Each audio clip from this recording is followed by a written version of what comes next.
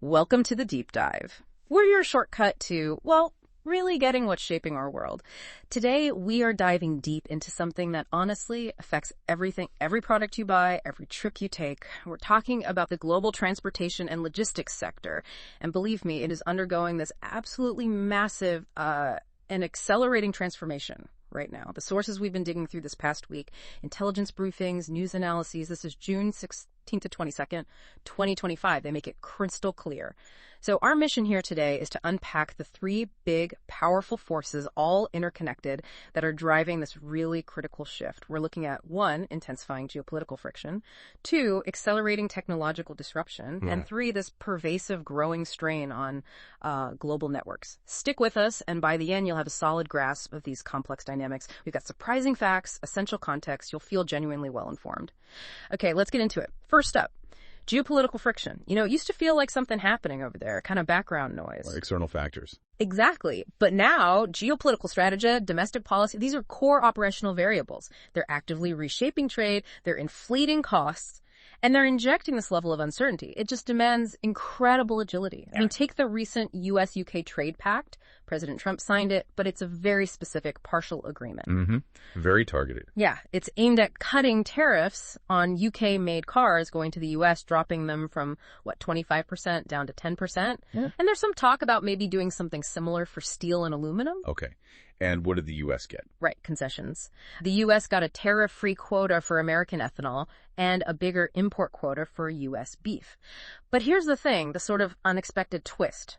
This pact, it's mostly seen as just a tactical political stopgap. Not a fundamental fix, then? Not really, because the damage from the administration's broader reciprocal tariffs, it's already been done, and it's been devastating.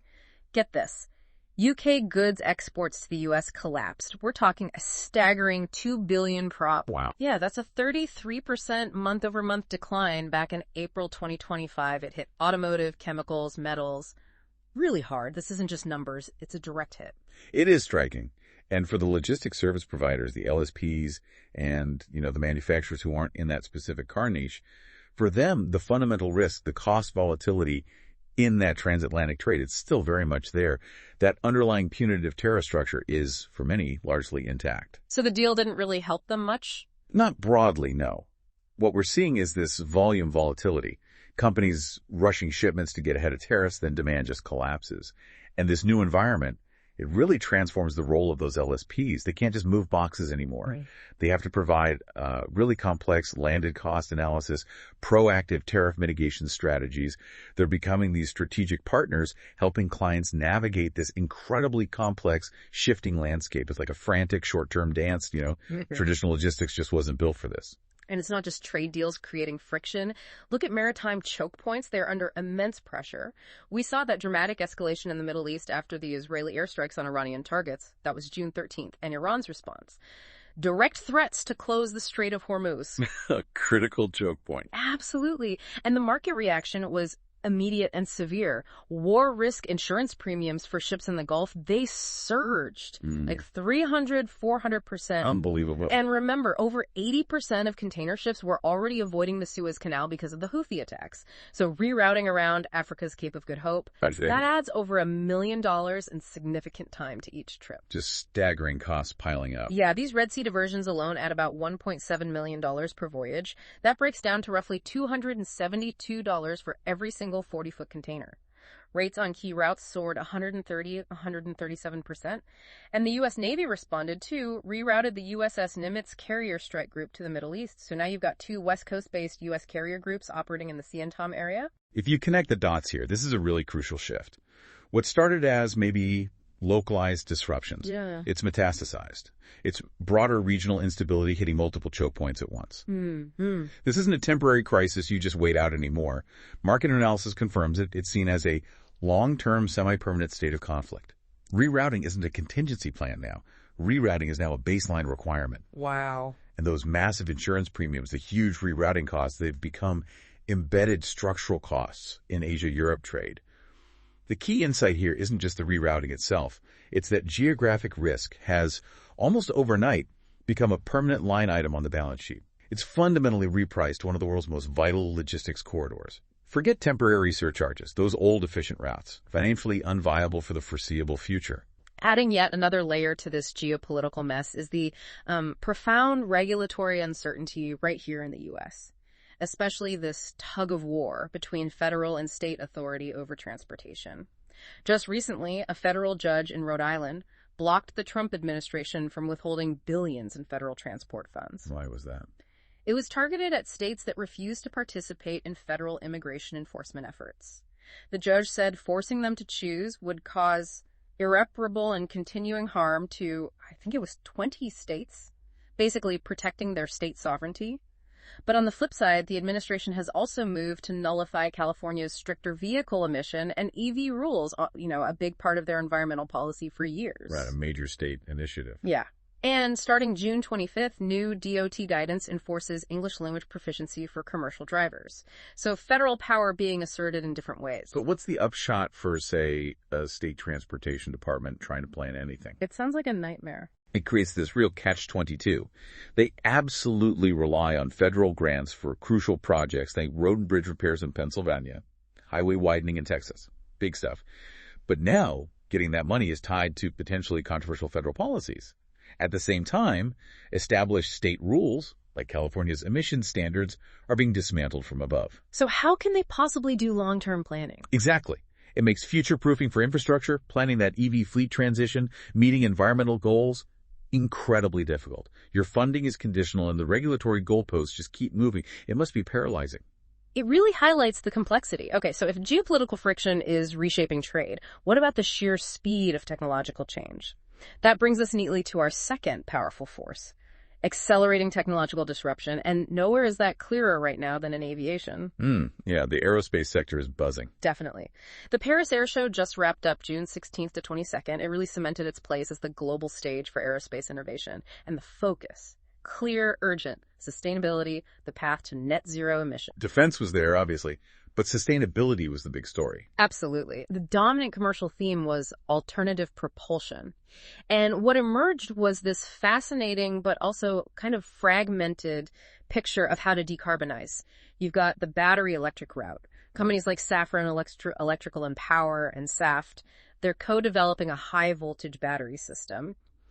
Using LMFP cells, that's a newer, safer lithium-ion chemistry, and they're already looking ahead to solid-state tech for even more power. Okay, batteries. What else? Then there's the hydrogen electric pathway. Zero Avia is pushing hard on hydrogen fuel cell propulsion. They're even talking about mobile refueling tech, but that obviously means building completely new ground infrastructure. Right, big infrastructure needs there. We also saw hybridization, incremental improvements, Lockheed Martin's speeding up work on Electra's EL9, that's a hybrid electric Etros plane. Electric short takeoff and landing. Operates like a standard plane, but electric power, shorter runways. And ATR, Pratt & Whitney Canada, they were showing off better turboprops for regional routes. Deutsche Aircraft picked a supplier for its fuel-efficient D320 Eco regional plane. And don't forget the newer players, the eVTOLs, electric vertical takeoff and landing, and ETOLs, the conventional ones. Beta Technologies' Alia ETOL debuted. And a Norwegian startup, Elfly, got European Safety Agency backing for its Noemi electric seaplane prototype. So a lot of different bets being placed. What's the strategic takeaway from all this fragmentation? Well, the key implication is that not airlines, investors, infrastructure planners, regulators, nobody can really bet on one future. You can't pick a single winner yet. Makes sense. They have to develop strategies for multiple technological pathways. Yeah. Each one has different timelines, different capital needs, totally different infrastructure requirements.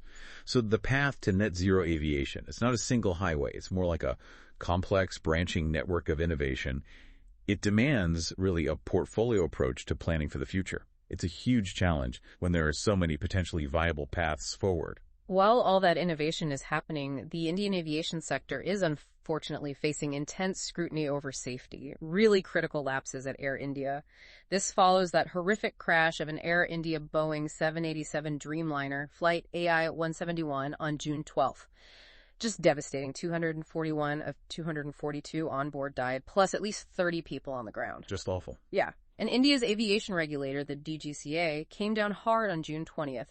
Ordered the immediate removal of 3 senior officials from crew scheduling and rostering roles. The DGCA cited repeated and serious violations and called them systemic failures. Air India was told to start internal disciplinary action too. What kind of violations specifically? Alarming ones. scheduling flight crew even when they had issues with licensing or hadn't had required rest. And they found 2 Bengaluru-London flights that actually exceeded the 10-hour flight time limit for pilots. The DGCA warned they'll enforce strictly, even threatening potential suspension or withdrawal of Air India's operating license. This really seems to highlight a profound cultural conflict inside Air India, doesn't it? You've got this ambitious, high-profile growth strategy under the new Tata Group ownership on one hand. Right, they're trying to expand rapidly. And then fundamental safety on the other. And the nature of these violations, exceeding pilot duty times, messing up rostering, those are classic symptoms, really, of an organization stretching its people and its procedures to the absolute breaking point just to meet commercial targets. So growth ambitions clashing with safety basics. Precisely. The core insight here is stark. You simply cannot grow at all costs. Safety has to be embedded deep in the culture, not just, a checkbox item. This is a fundamental test for Air India's new management. Can they actually instill a robust safety culture that supports their expansion instead of being fatally compromised by it? That's the million-dollar question. A huge challenge indeed. And staying with aviation, let's jump over to Canada. Their Competition Bureau just dropped a landmark report June 19th. It's called Cleared for Takeoff, Elevating Airline Competition. And the main conclusion: the Canadian domestic market is highly concentrated. There's a lack of competition, and that leads to high fare and limited choices for Canadians. Sounds like they're pointing fingers at the big players. Absolutely. The data shows a clear duopoly. Air Canada and WestJet together controlled something like 64% of the domestic market in 2023. Some estimates push that up to 78% at major airports, and recent consolidation like Lynx Air failing, WestJet absorbing Swoop, and Sunwing just made it worse. So what's the Bureau proposing? Anything radical? Oh yeah. Some bold and in some cases radical recommendations are talking about permitting cabotage. Cabotage, you mean foreign airlines flying domestic routes within Canada? Exactly. Plus, allowing up to 100% foreign ownership for airlines that only fly domestically, and bumping up the cap for a single foreign entity owning shares from 25% to 49%. Wow, that is radical. Especially cabotage. Yeah. Has that met resistance? Immediately. The Canadian Airports Council, the pilots union, they're warning foreign carriers would just cherry-pick the profitable routes, leaving smaller remote communities out in the cold. Air Canada, meanwhile, claims competition is already robust and blames high taxes and fees for the fares. The mere fact that the Bureau is willing to propose something like cabotage, that's a powerful signal. It's basically a regulatory admission that they believe the current duopoly is failing Canadian consumers. Mm-hmm. Full stop. Mm-hmm. So it forces this stark choice for policymakers. Yeah. Do you keep protecting the incumbents, or do you go for radical intervention to try and benefit consumers, even if it totally shakes up the market? The deeper implication is regulators might be ready for a major overhaul if the current system isn't working for the public. Okay, so we've hit geopolitical friction, we've hit tech disruption, and these massive challenges aren't just abstract problems. They are putting immense real-world pressure on the very networks that underpin global trade. Which brings us to our third core force, this pervasive network strain. It's hitting physical infrastructure, it's hitting labor, it's hitting investment strategies. Yeah, the system is creaking. You bet. Imagine you're trying to ship something from Asia to Europe, and suddenly your container just sits, waiting for a whole week. That's literally the nightmare unfolding right now at the Port of Singapore, world's second biggest container port, a crucial global transshipment hub. And it is facing a severe escalating congestion crisis as we speak, June 2025. What do the numbers look like? Bad.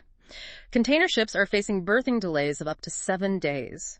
There are 450,000 TEUs, that's the standard container unit measure, just waiting at anchor outside the port.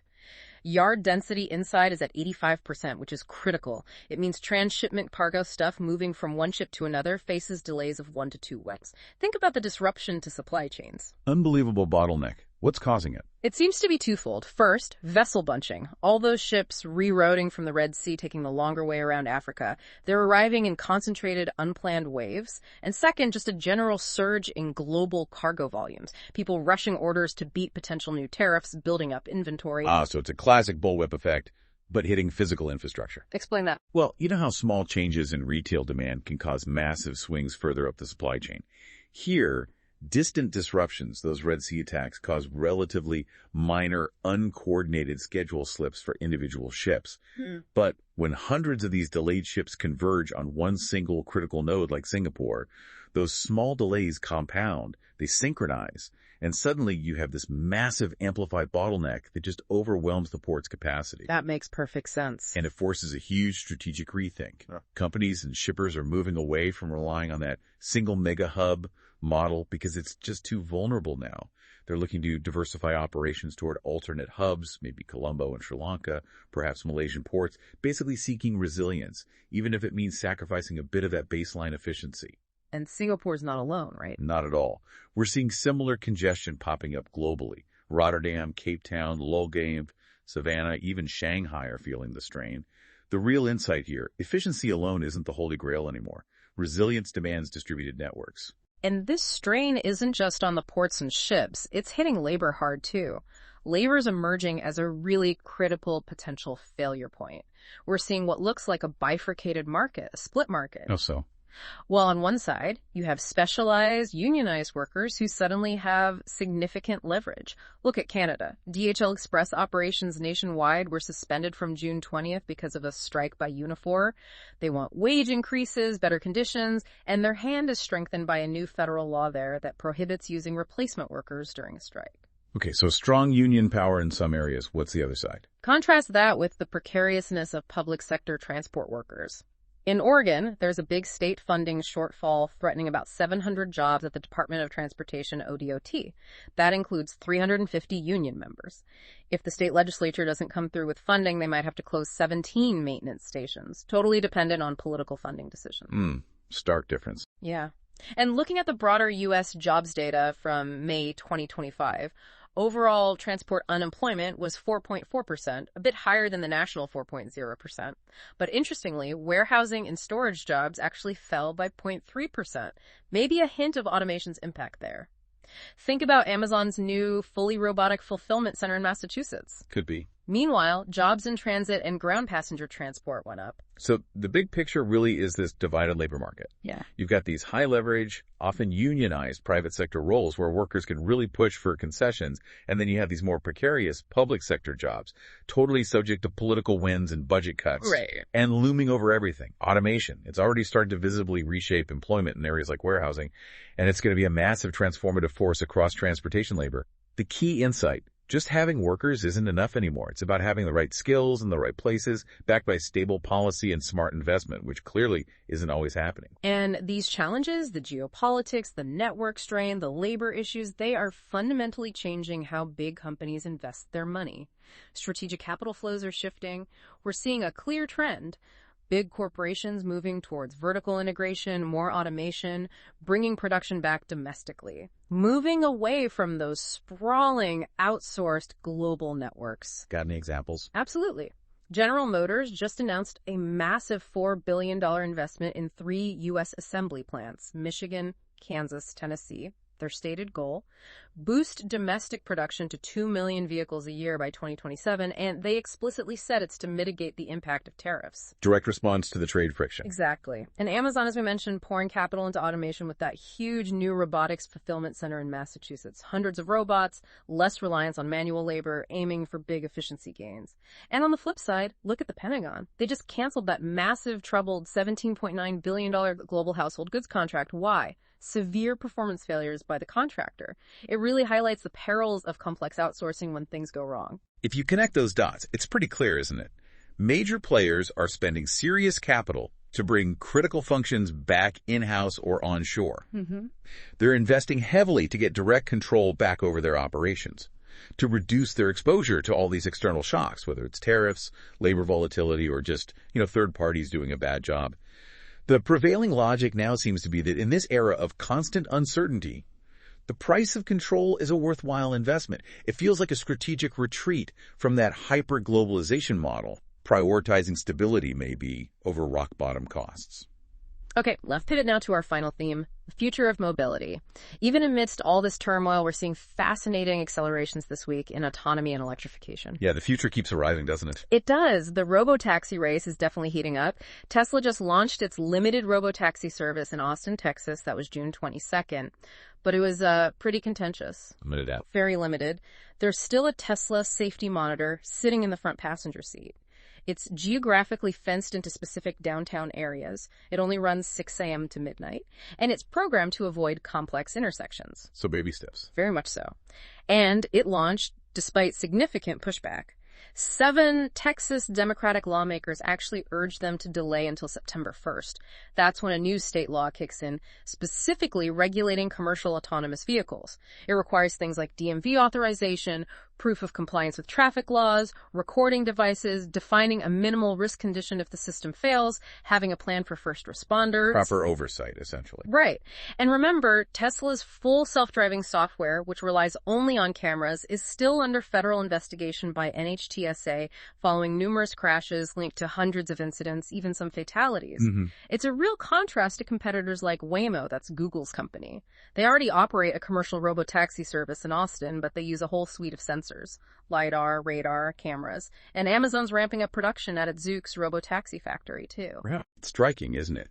Tesla's strategy really looks like a minimum viable product launch. Get it out there, collect data, make some marketing noise maybe, rather than focusing on immediate revenue or arguably perfection. It feels like that launch first, perfect later Silicon Valley philosophy. Right. And you contrast that with Waymo's much more cautious contained testing approach. You really see the robotaxi race isn't just about the tech itself. It's a high-stakes clash of development philosophies. One is move fast, break things. The other is cautious incremental validation. Which approach wins in the long run? That's the big question. It is fascinating to watch these totally different strategies play out. Okay, shifting gears slightly to zero-emission trucking, here we're seeing almost a tale of 2 continents, really divergent strategies and market realities between Europe and the U.S. Well, in Europe, the European Commission, just on June 19th, basically declared the market mature and ready for scaling. They're pointing to over 100 different battery electric heavy-duty truck models being available by the end of this year, 2024. They're projecting between 410,000 and 600,000 zero-emission trucks, or ZETs, on European roads by 2030. That's ambitious. How are they driving that? It's underpinned by a very top-down, mandate-driven regulatory environment. Think regulations like the Alternative Fuels Infrastructure Regulation, AFIR, which sets clear mandatory targets for building out charging infrastructure across the continent. Okay, mandates in Europe. What about the U.S.? The U.S. is taking a more bottom-up, incentive-based approach. Now, there were over 52,500 zero-emission trucks deployed as of December 2024, according to CalSTART data. That's not nothing. But the pace of deployment has to basically double if the U.S. wants to meet its 2030 climate goals. And progress relies on this patchwork of state-level policies and incentive programs. California, Texas, Maryland are leading the way. So less federal push, more state initiative. Exactly. A good example is PepsiCo. They have a fleet of 50 electric semi-trucks running in Fresno, California. They say it's saving them $1 million a year in fuel costs. But that was enabled by a specific public-private collaboration with the local utility, PG&E, through their Flex Connect program for charging infrastructure. So it really lays bare a fundamental strategic difference, right? Yeah. Europe's mandates create market certainty. They drive a broad, continent-wide transition. The U.S. bottom-up model, it fosters targeted innovation in leading states, sure, but it results in this uneven patchwork market. There's much less certainty about hitting national targets. It's a clear trade-off. Guaranteed broad adoption versus localized, incentive-driven innovation. Yeah. The core insight: decarbonizing heavy trucking isn't just a tech challenge. It's deeply a policy architecture challenge, and we're seeing vastly different solutions play out globally. Finally, underpinning all of this future mobility, whether it's advanced rail or better roads, is the unglamorous but absolutely critical foundation of governance and funding. And this week provided perfect examples of both cautionary tales and success stories. The nuts and bolts. Exactly. In the UK, the massive High-Speed 2 rail project, HS2, is now embroiled in a fraud investigation. HS2 Ltd, the company building it, reported a subcontractor to the tax authorities over alleged supply chain and tax fraud. We're talking false declarations about workers, inflated rates, maybe even fake pay slips. It highlights a significant failure in project governance and oversight. Just a real black eye for a huge national project. Not what you want to see on multi-billion-pound projects. Just definitely not. But contrast that with a success story from the U.S. In Pennsylvania, the State House just passed a bipartisan bill. It allocates $1.5 billion over 5 years for mass transit, plus another $500 million for road and bridge repairs. Bipartisan is good. How'd they fund it? New taxes. That's the clever part. No new taxes. They increased the portion of the existing state sales and use tax that automatically goes into the Public Transportation Trust Fund, bumped it from 7.68% up to 9.43%. It was a politically smart way to secure that bipartisan support by tapping into revenue that's already being collected. Neat trick. Yeah. And just briefly, we also saw a coordinated focus on safety during Rail Safety Week, June 16th to 22nd, both in the UK and US campaigns, about things like baby buggy dangers on platforms, crossing safety, keeping safety front of mind. Putting the HS2 scandal next to the Pennsylvania funding success really reveals a critical truth, I think. The greatest challenges in building these massive new systems, they're often not technical but administrative. The future of our transport networks depends just as much on robust, transparent governance structures and sustainable, politically viable funding models as it does on clever engineering. The insight maybe is that building a better future isn't just about having the blueprints. You absolutely need clean books and smart finance to actually make it happen. If you don't solve the admin and funding, the best plans just gather dust, right? That's a really powerful point. So as we wrap up this deep dive, it's just abundantly clear the global transportation sector is navigating a period of truly profound transformation. The events just this past week have really hammered home those three core themes we started with. First, geopolitical risk. It's now baked into the cake. It's a permanent operational cost for logistics, not just some temporary surcharge. That's structural now. Second, the transition to future mobility. It's proving to be fragmented, it's contentious, we've got multiple tech paths, clashing development philosophies, regulatory uncertainty. It's messy. And third, the actual physical and human networks of global trade. They are under immense systemic strain. We're seeing critical failure points exposed, forcing a real reevaluation of long-established models. And what this all means, fundamentally, is that the core skills, the competencies needed for success in this sector, they're evolving incredibly fast. Just being operationally efficient, while still crucial, it's just not enough anymore. Not on its own. So what is needed? The new imperatives for any organization trying to thrive in this space are things like strategic foresight, genuine technological adaptability, and building an organizational capacity for resilience specifically in the face of sustained volatility. It's about managing this complex dance between global politics, disruptive tech, and systemic fragility. Okay, so as you, our listeners, go about your week, here's a final provocative thought to chew on. How might your own decisions, personal, professional, how you commute, what you buy, how might those choices influence this delicate balance between efficiency and resilience in our rapidly changing global transportation landscape? And maybe even bigger picture, how might our collective choices actually reshape the rules of the road for tomorrow's world? Something to ponder. We invite you to explore further.